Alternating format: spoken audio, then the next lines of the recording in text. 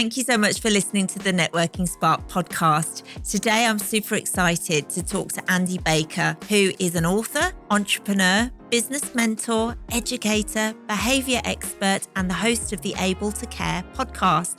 And he's also going to be running our first SPARK Nottingham network. With over 15 years of experience in training, Andy is the managing director of Able Training Support Limited and founder of several other businesses, including Ability Training Awards, Able Meeting Rooms, and Target Martial Arts. Andy is passionate about helping individuals and organisations improve behaviour management, staff development, and self-care. He loves promoting positive changes in people and individuals from all walks of life, and he is a fantastically perfect fit for running Spark.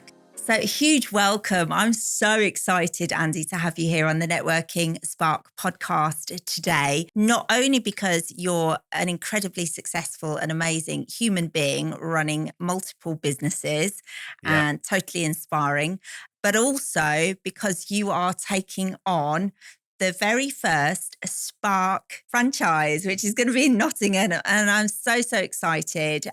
So Andy, thank you so much and welcome.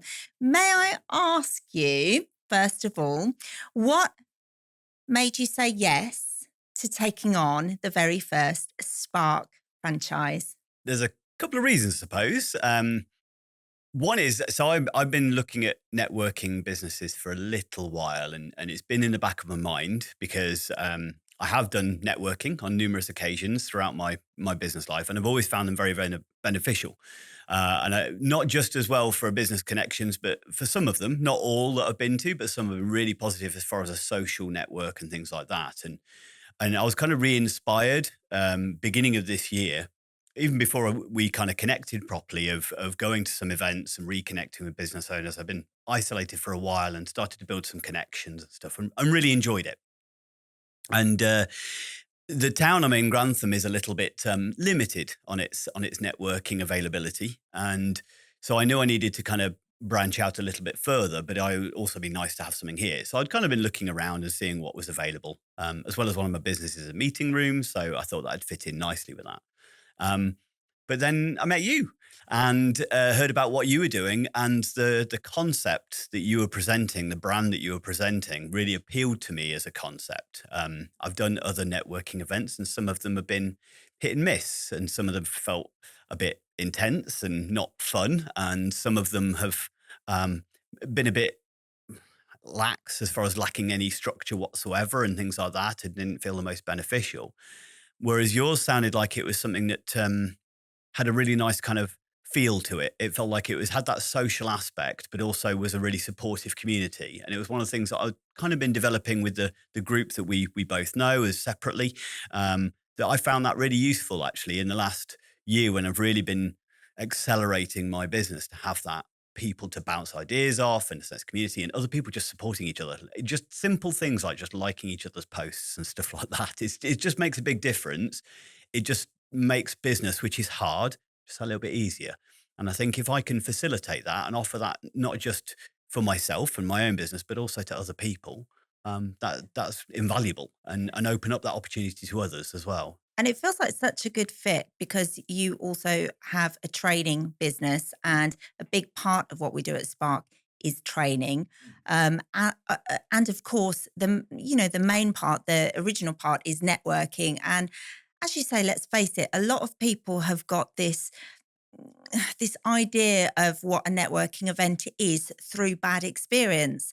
And many people find they just feel a bit icky about going to a networking event because they may have had an experience of them feeling a little bit awkward, or maybe going along to an event or a company where it's just the same people every time, or maybe just a bit too salesy, just feeling awkward, and then people shoving business cards at them and just talking about themselves all the time. And it just doesn't feel attractive for many. So with Spark, as you're rightly saying, we've changed, we've flipped that on its head, and we've made it a really supportive, a fun and relaxed environment for people to get together. Because during COVID, all of that was taken away. Events were dead. And so now, just coming back into it after COVID, people are really wanting live events and getting together in person rather than just on Zoom. So we found a really big gap in the market in many ways. And so at Spark, we bring people together in a beautiful way, in nice environments to create growth, connection, inspiration. And it really is a people business. And I can see with the businesses that you run and what you do that you are definitely good at bringing people together. But tell us a little bit about your training business. Yeah, my training business, we've been going for, well, I started training in-house and I moved into freelance training and I started my company then 10 years ago. So Able Training Support Limited. And it was just me in a cupboard. That was my office. I didn't even have a proper office. I In a just had, cupboard. yeah. I didn't even have a proper room. I didn't have an office in my house. I just had a cupboard with a printer in it. And that was my entire business, essentially. So I started it up from that. And then over a period of time, I then had to take a member of staff on because there was too much work for me and we expanded and my co-director now, she's kind of moved up. Co-director was a second employee that I had. She was my bookkeeper. Then she came on board with me. In our first office, she didn't even have a desk. It was just I had a desk, somebody else had a desk, and she had a bit of wood between those two desks, and that was her desk. So we've kind of expanded up. So now it's 13 members of staff. I think we're on at the moment, about to potentially take on number 14, I think. So it's grown quite a lot. We specialize in the health and social care sector. We deliver over 250 different courses. We are the external training organisation of the Alzheimer's Society. So we deliver on behalf of the Alzheimer's Society across the whole of the UK. We specialise in understanding people, and that's always been my kind of passion, and that's why it kind of connects in with the networking of just connecting people, understanding people, improving communication, everything like that is my absolute passion. So that's what we've expanded out over the years. I love stories of hearing about people from where they started to where they are now. So I can really picture you in a little cupboard, and I've just had a tour around your offices, and it's just wonderful.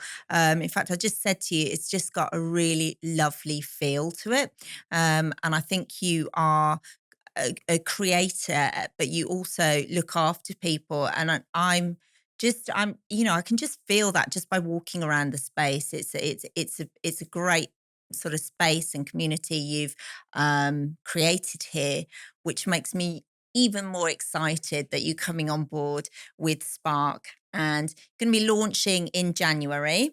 And yeah, super excited to begin and get going with regular Me too. events and building your community, bringing business professionals and business owners together to grow and to network. So yeah, amazing to have you on board. What are your experiences in the past so far with networking? Have you had any, you've mentioned you've had some, maybe not great experiences, but tell us about the good Mm. experiences of networking that you've had. I- I've met some really uh, beneficial people within my business life, definitely through networking, and I've also made some connections and friends through networking that I've done over the years. Um, I we lost touch ages ago, but there was a lady that I met on a networking event, and she ended up doing some marketing for me and coming to some events. We ended up supporting each other for a while. She then moved away, so it was one of those that these things happen. But it was really nice, and I met a number of people through certain networking events that we supported each other over that time. And still in contact with some of them now, years later, even though I haven't done the networking scene for a while. Really, COVID, as you mentioned, kind of knocked Mm. things out a little bit as well. So I've definitely kind of really benefited from some of the connections I've made that have lasted. Since COVID, we are quite disconnected. More people are working from home. We're more working virtually than ever before, and things like that. And as you said, people are screaming out for some form of connection. And I think especially in the whether you're a bigger business and sometimes you can just feel lost in the crowd, or whether it be a smaller business where you're getting started and it's lonely. Yeah. It's hard work. And I think those opportunities to connect to other like-minded people is really beneficial as well. Time. And I've got a couple of friends who are both either earlier on or in different places in their kind of business journey, and we were talking about how important it is just to. It was really nice. We had managed to get together for a day. We don't often get together, but just to kind of talk about this is a nightmare, isn't it? This is a pain. This is really good though, and this is difficult. And I'm going through this in a minute, and you're going, oh, I've got some ideas for that, and just that interconnection between us, like solved a few problems. It allowed us to vent a few challenges and stuff like that. And I think that's wonderful if you've got those few friends that are in a similar world. But if you don't, that's where networking comes into play. 100%. There's more and more people leaving employment to start and do their own thing, to live their purpose or to start their own business. And although sometimes it can feel like an amazing idea, when you actually get to it, building a business is not easy. And a lot of people will say, hey, I'm going to be an entrepreneur. I'm going to own my own business. And then they're suddenly finding they're wearing a multitude of hats. They're everything is on their shoulders. And as you say, it can feel lonely. So to be able to actually just take a step away from that and go and meet people in the same boat, maybe with totally different businesses to yourself, but in the same boat, as in they're carrying that same sort of responsibility, not only gets you out of your head and into a social space, but allows you to create these connections, and who knows where they'll lead. You can often meet somebody you would collaborate with or a future business partner at a networking event. And networking doesn't just have to happen at a networking event. Podcasting is networking, for instance. Mm. There's all sorts of different ways of doing it. But there's you start your own business, and there's an immense amount of pressure on you. And I think it's really good for your mental health to step away and just go and talk to other people, in a similar boat, as in they've got the same responsibility, not just so you can, sit and, just kind of talk about the hard bits, but also to inspire each other. You 100%. might not have those same conversations with somebody who's doing a 9 to 5, for instance, and you might not feel comfortable enough to open up. Whereas if you're speaking to other business owners, you can open up, and, who knows what you can create together. And you and I essentially have met each other through Networking. networking. Yeah. Through these events where business owners come together, I just find it personally so inspiring. Mm. When I went to the same meeting as yourself, I would walk around and say, oh, hi, so what do you do? Oh, I've got 6 businesses or I've got 9 businesses. And it's like, wow, oh, brilliant. These are my people. It is difficult to connect, isn't it? And it's finding those opportunities. So if you go and start a new hobby or something like that, so like yoga, you go along to yoga, you're going to chat to some other people who may or may not be interested in the same thing. And whether yoga's your passion or not, you might meet some people there who've got other similar passions and stuff. I definitely find within business networking, though, when you get the right opportunity and the right kind of environment as well, that most people are passionate about their business, and therefore that straight away it's a common ground to really connect with. If I'm going to a sport, I might just be going to, I need to lose a bit of weight, but I don't really care what the sport is. It's just an opportunity. Whereas businesses, we're meeting other people who generally have a drive and have a passion. I was about to say that there's that word driven, isn't there? And not everybody is driven. I read some stats the other day that said only 2% of the population is driven. I'm not quite exactly sure where they got those stats from. No, that's a difficult that's a difficult metric to get, isn't it? Are you driven? Isn't it? No. But I do know, being honest, I'm not naming any names, but I do know people, and I'm sure we all know people where we can say, well, they're definitely not driven. They're comfortable.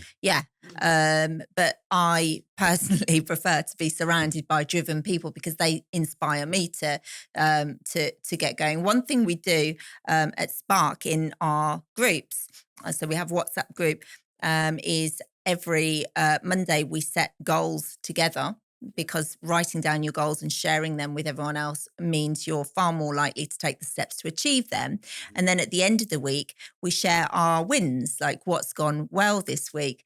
And it's just really, really, it's not boasting. It's just really nice and inspiring to read everybody else's wins and to write down your own as well. Talking about being driven, you've written a book. Yeah. So, Yeah.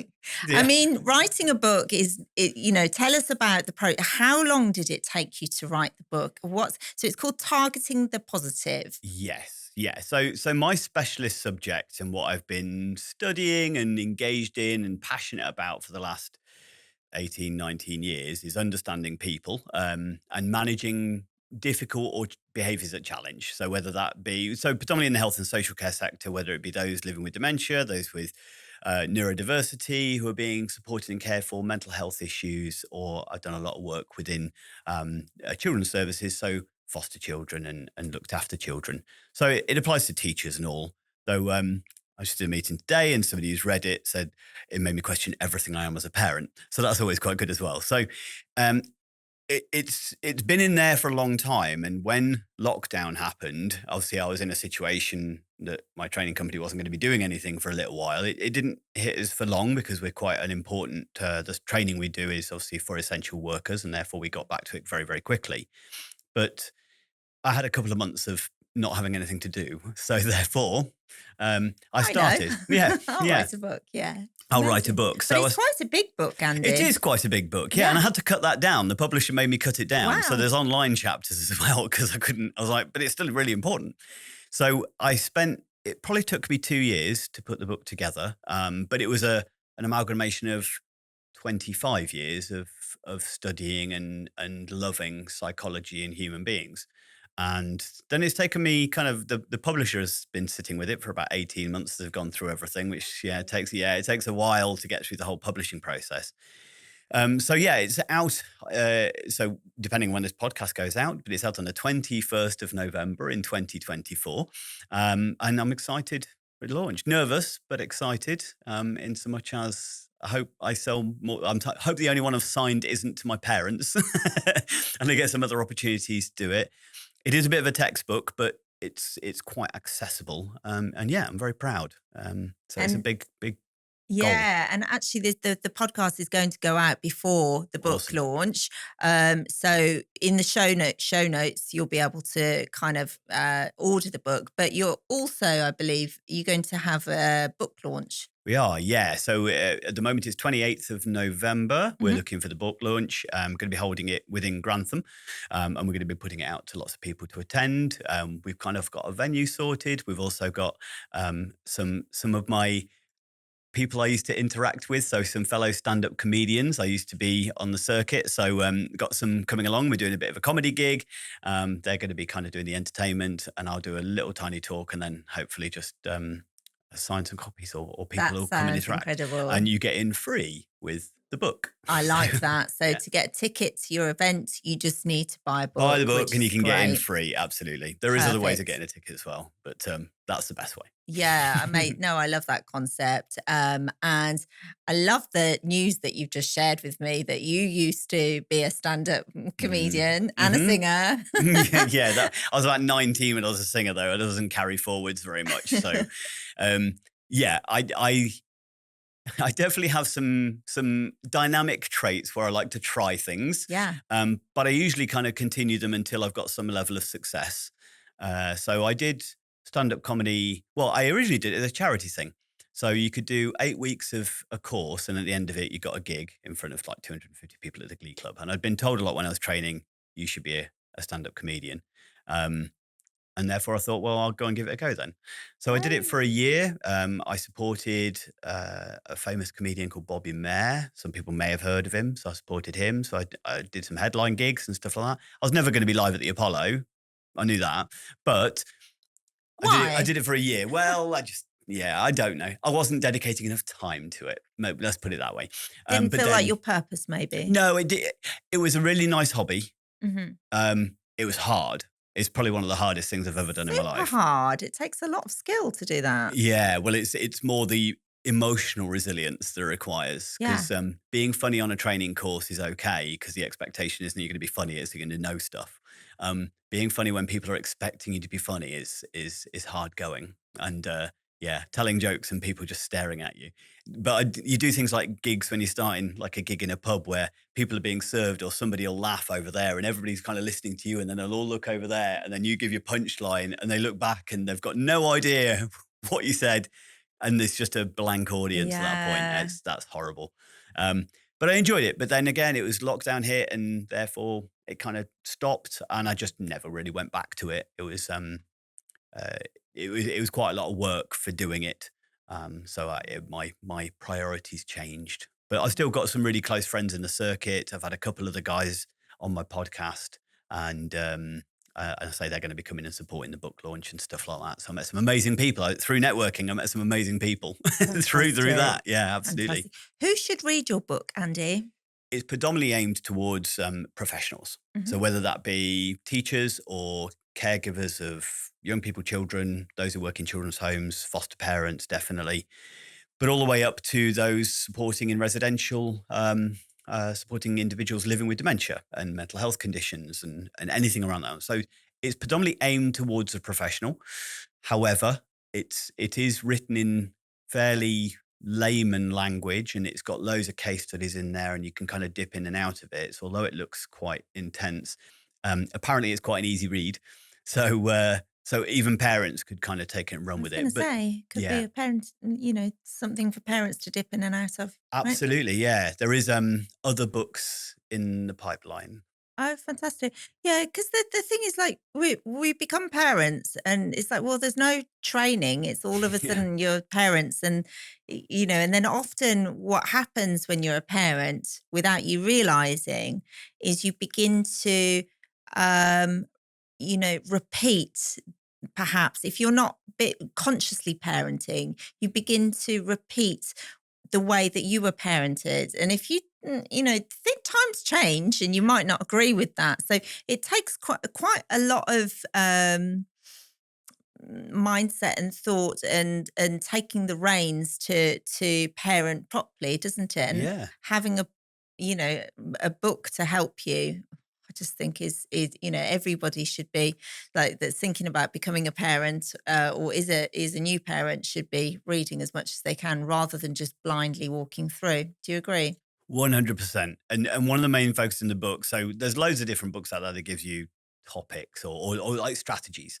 It's called Targeting the Positive for a reason. And like Yeah. for instance, lady I was chatting with today who's kind of read it was going, no, I always used to have a go at my son for leaving the light on. And we've all done that as parents, and we swear as kids we won't repeat the things as you said that our parents do of like, it's like Blackpool Illuminations up here. You're trying to bankrupt me by the lights on. But then we get to that parent stage and we start saying exactly the same thing and doing exactly the same thing. And she said that the book's made her just go, rather than picking on when he doesn't turn the light off, looking at that and understanding he's probably in a rush, he's probably being thoughtless, he's not thinking, it's not malicious, he's not trying to bankrupt me, he's not doing it from a bad place. No. But rather than catching when he doesn't do it, trying to catch when he does do it. Yeah, positive reinforcement is Yeah, far more powerful than telling somebody off absolutely. and will make them want to do it again and again and again. Like yeah, it's a huge thing. So, So there's a lot of tactics around that and helping people to shift that mindset towards that and yeah, stuff. great. And there's stuff in there. The other thing I'd say is if you manage people, the book gives you stuff because people are people. That's one of the things that are the thread, like working with quite complex behaviors in, dementia care and mental health and Mm. with traumatized children and stuff. There's some real complex behaviors and different settings would contact me kind of going, like, we need this course. And they will go, "Oh, we're a bit different here, a bit different." I was like, you're not, you're dealing with people and people are people. They're complex, but they tend to fall into a similar blueprint or the similar tools and approaches that work better. So actually, anybody who deals with people Mm. can benefit from better understanding people and themselves. I mean, So that's a that's, huge topic, isn't yeah. it? And it can fall under leadership as well, Mm. and walking the walk, and leading by example. It's a huge topic. But when you're going into psychology and dealing with different types of mindsets and peoples and behavior, then it's just endless, I think. So you are a curious soul. I am. Yes. I am. Well, I'm a curious soul, or I am curious You, about as in things. you're curious, I'm like curious about people and things. Yeah. just learning about your background. Oh, You've tried a lot of things, and so you're curious about, becoming. I feel becoming the best version of yourself. But you've written a book. You've been a comedian. You've tried singing. You've now got 6 businesses, five, depending on how nearly you break six, them up, it's about 8. 8. Yeah, it's Okay, about 8, but it depends how you break them up. If you call the podcast is another business, it takes the amount of yeah, time as a business, so therefore I'm counting it. So, 100%. yeah. Yeah. Own your success with a Spark franchise opportunity. Are you looking to own a thriving business that sparks success? Could you be a good fit to run a Spark network? Join a proven and innovative business model that empowers entrepreneurs to flourish in the dynamic world of networking. But why choose a Spark franchise? Well, it's a business ready to go with an established brand. Benefit from the credibility and recognition of the Spark Business Networking brand. It's a proven system. Access the comprehensive framework that guides you towards success. There is ongoing support with training, admin assistance, and continuous support for your franchise. Own a piece of the business networking market in your designated area. Tap into a lucrative industry and expand your business as a part of a trusted network. Ready to ignite your entrepreneurial journey with a Spark franchise? Visit sparkbusinessnetworking.co.uk to learn more about this exciting opportunity. Where does your drive come from? Tell us about your backstory a little bit. There's a few life-changing events for me that kind of I feel I can kind of pinpoint as being particularly important. One was I was mugged at knife point when I was 16 years old, and that was a bit of a life-changing event for me, mainly because I was already a black belt in karate at that point. So I got a lot of grief from people going like, "Why didn't you take the knife off him and kill him or whatever?" And it's because I was a 16-year-old kid, I was terrified. But do you know what, Andy? Having done martial arts training myself, the sensible It's advice run away. is to run away. Absolutely. Yeah. That's it. But at the time, because people gave me grief about it, I went into a bit of a shame cycle. I was a bit like, why didn't I defend myself? Why didn't I do anything? Because it was me and 2 friends that kind of got mugged. And um, it took me down a route. And that's where I kind of discovered psychology. I started reading the books of some self-defense or personal safety instructors that introduced the idea of the psychology of fear and the psychology of conflict and stuff like that. And that started me on the route of psychology. Before that, I'd wanted to be a zoologist. I cared about the behavior of animals. But then I shifted over and I started to find an interest in behavior of people. Yeah. I mean, in that situation, it's hard to know how you would act, Mm. because did you find that you were frozen in fear? How? Yeah, I kind of had a strange reaction. Looking back, and obviously I was 16, so it's a fair while ago. So I probably uh, changed the memory over and over again. But I remember feeling frightened. He thing is, looking back, because I now know exactly what he did, how he did it, understand everything about the kind of interaction. I see it very differently. I feel no anger towards the guy, and it's very much a case of like, I wonder what he was going through at the time. Um, but he didn't kind of walk over with his knife out going, "I'm coming to stab you." He kind of came over just going, "Oh, sorry, boys, I've got to quit it all." And then that allowed him close distance, and he then pulled the knife on us. And I felt I felt different than my 2 friends did in after when we talked about it. That I felt slightly, it was a form of disassociation, almost like I was outside of my body watching the situation happening. It didn't feel real. It was a slight form of disassociation, which is freeze response. It's a form of the freeze response. So I didn't feel affected by it in like I felt terror. I felt like this is weird. It's like watching a movie. Now that did allow me to note all the details of all his clothing and stuff like that, which meant that then he got caught and went to prison for 6 years. But yeah, it was a strange event. But I think the reaction afterwards was probably more important. That definitely one of my friends, it affected in quite a negative way, and he felt very nervous going out and leaving the house and stuff like that. It really did affect him in that way. Whereas I just became incredibly curious, and I turned it into, I need to be better. And I think that's maybe a realization of just that. You mentioned it there about why do I do all the things I do? I work hard to do everything I do because my life philosophy is to be the best me I can be. That's it. I don't know what the purpose of life is other than that, to be the best me I can be. So I'm going to work hard at that every day. I'm going to try things to see what I'm good at because I don't know what I'm good at unless I try it. I try and step out my comfort zone all the time. I try and do everything, at least one thing every year that scares me is kind of always on my goal list, because if you're not stretching your comfort zone, it will shrink. Grow. Absolutely. You've Yeah. got to grow. So I think that was a big part of that kind of journey into that world. And then the other thing that kind of changed my life was and again, related to martial arts. I've been in martial arts a long time. And I think there's a lot of martial arts philosophy that really resonates with me as well.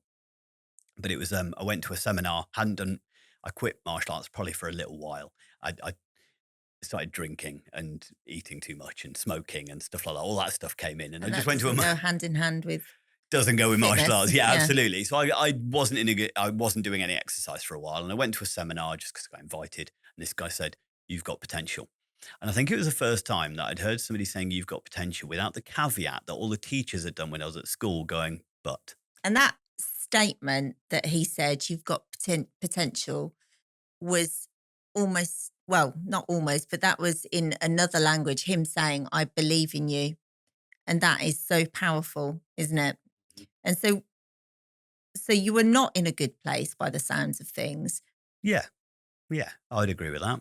Yeah. And when he said that, did that turn things around? Yeah, it changed. So basically, I spoke to him afterwards, and this was, again, it was towards the martial arts side of things. So I quit drinking, I quit smoking. I changed my diet. I started exercising 5 days a week because I was going to step in the ring and fight. And that's what gave me that purpose. That's something to aim for. And I thought, right, I need to be the best I can be. And if I'm going to be the best I can be, then you don't nip to the gym for half an hour once a week. You train every day. And that's just then what I started doing. I hyper focused on that and kind of drove forwards with it. Um, and kind of did all right. So I did step into the ring, won one, lost one, drew one. It was partly because it wasn't, some of the people who loved me around didn't like seeing my nose spread across my face, so they weren't keen on me doing it. So it was kind of then fell by the wayside a little bit, but it was an amazing experience to do. But what it started introducing me to was that I can do anything I put my mind to. And that was then, and then I started to come across personal development and things like that. Some of the things kind of got introduced to me as far as personal development. And if you think you can do something, you think you can't do something, you're probably right, kind of mentality kind of came into play. So I started going, well, I could do anything then, can't I? As long as I apply myself to it. Yeah. And I think I want to thank you, first of all, for opening up and sharing the bad times, because I think it's really, really important for people to be able to connect to you, for you to, like, sometimes people, like, I could go, wow, you've got 8 businesses, like, you're amazing, you know, but I always find behind every entrepreneur and anyone that's successful, there are these pivotal points in time where they have gone through something that's been incredibly hard, or, you know, life has got incredibly dark, for them to actually do this turnaround and then, you know, to have this drive that takes them forward to create, to help others. So I think it's super important to open up and share that with people, because you never know who you're going to help when you share. And yet some people find it difficult to open up and share because, you know, they're worried that, you know, that was their weakest point in their life and they don't want to go back there or open up that pain. But it's, you know, I just feel it's important to share. And that's what I think, like, podcasting is quite a nice way of doing that, of telling your story, because as successful as we might be now, life might not have always been wonderful. And it was the case for me as well.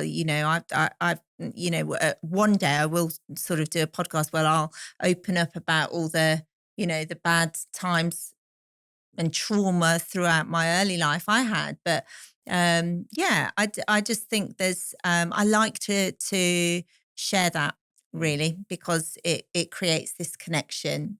I think on any journey, it's never going to be all downhill. And I have, and I've been quite open on my podcasts and stuff like that about experiencing significant challenges with my mental health over the years. And as I learn and learn more, and one of the things that I have found difficult, especially in even the last few years, is I know all that stuff. And therefore, I beat myself up going, you should be able to sort yourself out. You should be able to, you've been studying psychology and studying psychotherapy for 18 years now. You should be able to deal with this stuff. But it still catches me out at times. And what I've got better at is being accepting of that. And I've definitely done a lot of work, even in the last couple of years, as kind of really, really learning to accept that the bad times are going to happen, but they sometimes they're still useful. There's still a positive to them in the fact that they're informing you that things aren't right in your world right now. The balance in your life is not right, or something isn't okay. So then re-examine, see where that disbalance is and see what you can do about it. But don't take it like I'm struggling and therefore I'm not good enough, or I'm struggling and therefore I'm failing. And it's so important to kind of recognize you're struggling right now, because life at sometimes is a struggle. There's an amazing song by an artist called Ren, who talks about it, that it isn't, the light and the dark is not a battle between good and evil. It should be a dance that we go with the flow. It's a pendulum from light and dark, and rather than fighting against it and being rigid. And everything I kind of do with it, we spoke about jiu-jitsu earlier. It's not about fighting the opponent with force. It's about going with the flow of that force and learning to kind of use it against itself. And I've definitely done a lot of self-reflection on that to help me through those difficult times. And I think, especially as a business owner, as we've said a few times, there's nobody else necessarily patting you on the back. So therefore, it can be in the dark times, it can feel really dark and lonely. But then in the good times, it can also feel quite lonely, because there's nobody there going, it's all down to you, because you have to be there for your employees to go, you guys are brilliant, thank you so much. And then that's it. Yeah, but Andy, that's the beauty of being part of the SPARK community. Absolutely. Nice segue. But it is, you're right, because it's that accountability. So there's other entrepreneurs that will go, but make sure you pat you on the back. Make sure you say well done, because you get to say this happened. Like, as you mentioned, like the wins that you have and stuff like that is an opportunity to go, I'm doing this. Yeah. And you feel like you have a business family around you, so everybody celebrates each other. But I do want to say, because sometimes I do talk about the positive a lot, because I think it's important to keep the vibration high. Yeah. But when you are going through something difficult, those are the times that you learn. And that's what you have to remember. If things are really hard right now, what can you learn from this? And, just remembering the saying that this shall pass, just like the good times, this too shall pass. One thing is certain, is change and time. Yeah, absolutely. Would you just go into the other businesses that you run? We're talking martial arts, was it? Just tell us, and the podcast as well. If you want the full list, okay. It's a bit like remembering your children's birthdays. So it's like, if I get one wrong, then don't you think businesses are like babies though? Oh, yes. 100%. So Able Training Support Limited is my main business, and the one that I spend most of my time and have spent most of my time building. Within that, then I've got the podcast, which is Able to Care podcast. And then we're just about to launch the ablehub.uk, which is a membership site for paid and unpaid caregivers to access a lot of the stuff we teach, allow them to access it at a significantly lower price to improve quality of life for themselves and those that they care about. So they're all kind of stacked slightly. Then I've got an awarding body, which is called Ability Training Awards, offers a CPD accreditation and a accreditation service. Target Martial Arts, which is my martial arts studio. Able Meeting Rooms, which is my meeting and meeting and conference venue. And have I forgotten in there? And then, my fairly new one, which is now I offer business mentoring and speaking, and that's called the Positive Behaviour Coach, which kind of ties into then targeting to positive. And then next year, I'm starting this very exciting new venture. I don't think we've mentioned it yet. So I think it needs the word able on it, though. Sparkable. Yeah, I like it. Sparkable. So how do you manage to fit all of this in, Andy? Because there's only 24 hours in a day. And also, just for anyone else that is managing, their time, what would your tips be? Strict and self-discipline is massive. I am a big believer that I am the toughest boss that I've ever had, but I'm also the best employee that I've ever had. And I fill both roles. So therefore, as a tough boss, I sometimes have to make sure that that I'm doing the work that I should, that I'm holding myself accountable, but also that I'm not working in times I shouldn't, and I am trying to make sure I take that downtime. As a best employee, I'm wanting to make sure that I meet those challenges. I use my ingenuity. I step outside the box. So there's a lot of that of kind of playing dual roles.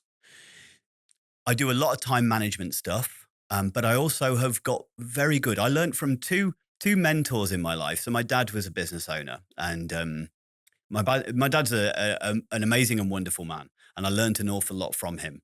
However, one of the things he was terrible at was delegating, because he was very much of the old school mindset. He was first there, last away in the business, but he would, because it's easier to do myself. So he would then be down on his hands and knees cleaning shelves while his staff were stood there having a chat. And that was something that I noticed and picked up on and thought, that isn't going to be me. Then I had another mentor who was an interesting business owner, very, very different style. He's a good man, but had some unusual ways of doing business. Sensing a but. Yeah, there was a definite but there. He is, he's lovable but a pain. But he was the epitome of the delegator. He would call you upstairs because the sun had gone in and call a member of staff come up and turn the light on in his room. Oh God! He was that level of. He would just stand there and point at things, going, "Can you clean that up for me, please?" And now, so I've kind of gone. I need to be something between. Yeah. That I always worked, and when I was a manager and things like that of different environments, it's a case of if I'm busy, then you should be doing something. But I would never ask anybody to do something I wouldn't do myself. So I will learn new things, but I am quite strict to myself as far as delegating. And one of the ways that's helped me with that is I worked out what I should value my hourly rate at, because of what I do and what I can earn through doing the training and things like that. So one of the things is I have in my head that I know what my hourly rate is or what I am worth per hour. And therefore I try and apply that to every job that I do. In the fact that now I don't always get it right. And the other day I caught myself breaking up boxes to put in the bin and thought, what are you doing? Because that is not the job of somebody who earns the hourly rate that I should be.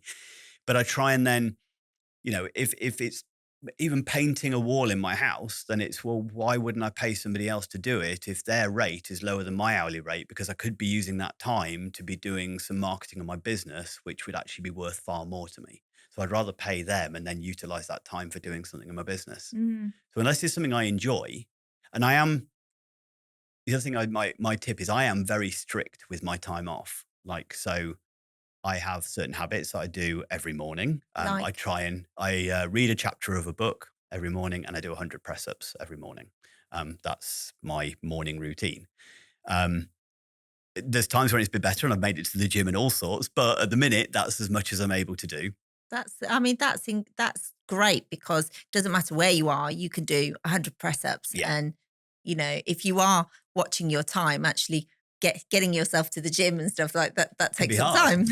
And that's the thing, isn't it? That's a mentality, I think. That's probably another important point that I've noticed and caught people doing, and even my mentees have caught them doing, is that if I can't go to the gym for an hour, there's no point in going. Yeah.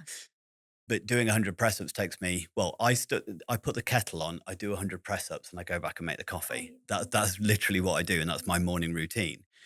But I think sometimes, so I've just been doing some work with a mentee, just going you get half an hour for a lunch break. It only takes you 20 minutes. So what are you doing in the 10? Go on LinkedIn, get 3 connections, aim to get 3 connections a day. And it's just those little incremental opportunities that mean actually, and I know both you and I use our voice notes quite a lot. I know. All the time. It's just so much faster. Yeah. Yeah. Walking, And also, driving, you know, whatever. so I don't know about you. Sometimes people can read text in the wrong tone of voice. So I think voice notes are brilliant because you can put yourself across in the right tone of voice. If you catch someone, I've had it recently. Somebody read an email of mine and took it totally the wrong way, and I've showed about 10 other people, and they said, "What?" So people really can, and maybe I've done it myself. Read something and read it in the wrong tone of voice. So I think voice notes are great. Sorry, off tangent. No, massively. Yeah. The words we use only make up 7% of our overall communication. So 38% is vocal tone, 55% is body language. So straight away, if you can see me face to face, that's far better. Yeah. But if I can, just 7% changes everything. If it's only the words. So just adding in a little bit of vocal tone, a little bit of pace and pitch, and Yeah, a because little it's bit of not what intonation. you say often; it's how you say make it. someone feel. Yeah. Oh yeah. 100%. Yeah, which can be how you say it too. Yeah. Yeah. So, what about getting overwhelmed? Like, there might be someone listening going, "Oh my God, 8 businesses! Like, what the, what the heck? How on earth?" So, what would you say to someone that's feeling overwhelmed? And do you ever feel overwhelmed? Yeah. And what do you do when that happens? Because I have struggled with my mental health, I have got much better at recognizing when there is an imbalance. I don't always catch it, but if I get it early, if I notice early, then I'm better at instigating things quickly. And I have certain things in my head that balance. So there's a model called the PERMA model, and I can never remember what everything stands for. But basically, I kind of look at it as where usually if I'm struggling, there's an imbalance. There's too much work, not enough socializing. I'm not doing enough exercise. I'm not doing enough things that I just enjoy. I'm not taking time just to not think, or I'm not taking enough time to be in what we call flow state. And it's trying to make sure, like, so I'll look at if I'm starting to feel like, when was the last time I went and socialized with somebody just for the sake of socializing, not business, just hung out with a friend or went for a drink or something like that. So therefore, then I'll reach out and go, "Hey, do you fancy a drink?" Have I been able to get to my martial art classes properly? Have I been doing my press ups properly? Making sure that I've got enough exercise in my life, but also things like flow state. So I've had a lot of people go, you work too much.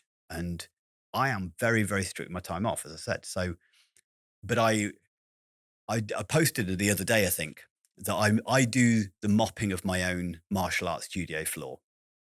And I think I'll continue to do that because just the process of mopping, I don't have to think about anything else. I can kind of put my music on. It's a kind of a laborious, boring task that doesn't really require my brain, but it's something that needs doing. But I really enjoy it. It's a bit like painting or cutting the lawn, that transition from one state to another, where it's going from dry to wet, the light to the dark, just that process. And at the end of it, seeing a success. Because I am mindful in that moment, because I'm strict and I'm not just doing it as a chore. I'm doing it. This is an activity that is for me to take that time away. I actually find it really therapeutic. Yeah. So I've turned certain jobs that I do into something that feels therapeutic. I like that a lot. I find that with running, so just switch off, and actually, it's just as you say, if you're mindful about the things you're doing, and you're not, you're not just blindly going through them, then they can really, have impact. Just one thought I had is that you've educated yourself so much, and you're very mindful of everything that you do.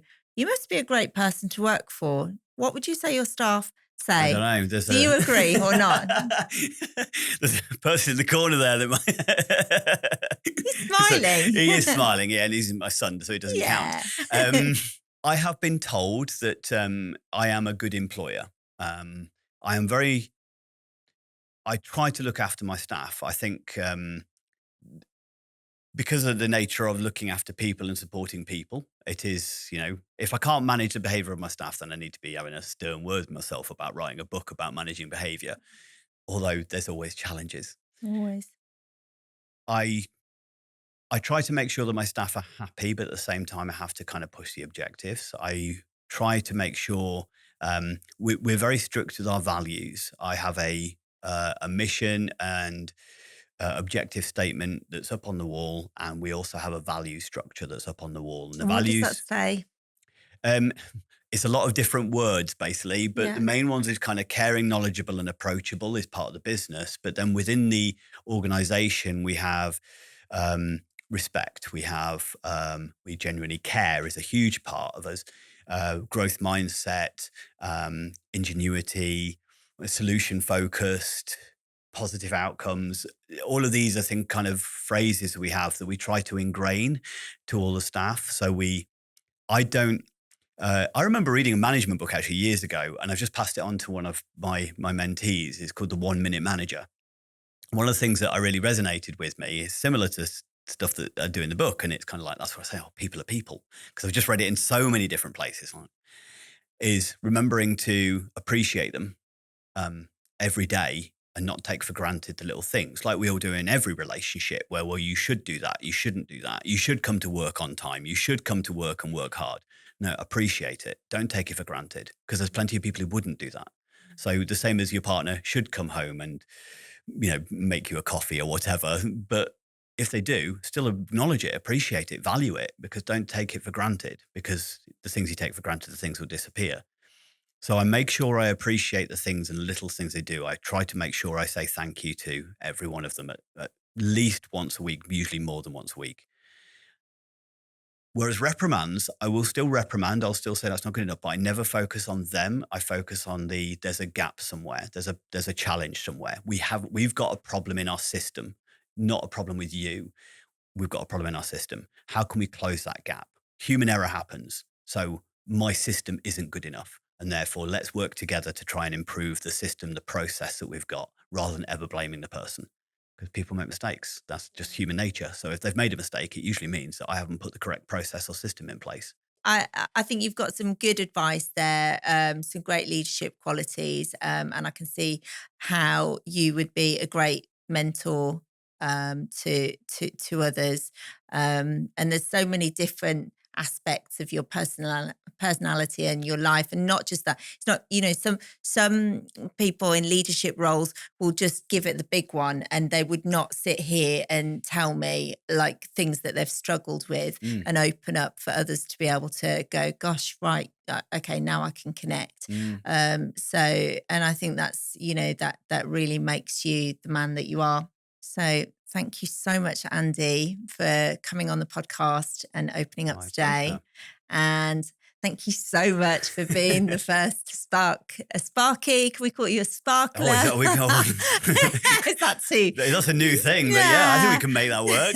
Yeah, no, 100%. No, I'm really excited about it. I think it's going to be an interesting journey. I think it's, one of the reasons was, I liked your brand and the brand that you've built, and that reflects in your values. And I think there's a lot of crossover between the two of us in genuinely wanting people to achieve and to do their best and to reach their full potential. And if we can be a small part of offering that, we can make it be a small impact on their lives to help them on that journey, then that's a win. That's something to leave in a legacy as far as a reason, a raison d'etre, a purpose. So 100%, I think there's a really good value structure there for us to work together to improve the well-being and lives of hopefully many entrepreneurs and business owners and create a zillion sparks. Absolutely. Yes, absolutely. A full skyful. Yeah, exactly. Well, fantastic. Well, thanks again. It was wonderful having you on. My pleasure.